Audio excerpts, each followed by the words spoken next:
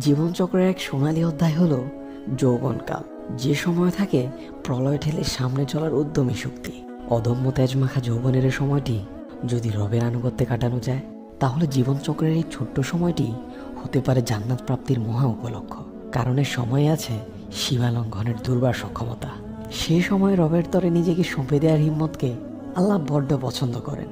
আর তাই সেদিন প্রতিদান স্বরূপ তিনি এ সকল যুবকদের শীতল আরশের নিচে ক্লান্তিনাশী ছায়ায় মেহমান হিসেবে থাকার সুযোগ করে দিবেন। সুবহানাল্লাহ। যুবক, তোমার অন্তরেও বসন্ত এসে পড়েছে। হারাম সব কিছুকে বিদায় দিয়ে হেদায়েতের এই বসন্তকে স্বাগত জানাও।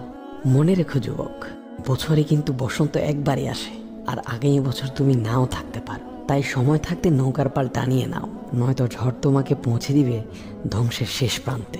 আল্লাহ আমাদের সকল যুবক যুবতীদেরকে সঠিক বুঝ দান করুন, আমিন। ফি আমানিল্লাহ। আবারও আমাদের একতরফা কথা হবে নতুন কোনো ভিডিওতে। ভালো থাকবেন। আসসালামু আলাইকুম রহমতুল্লাহ।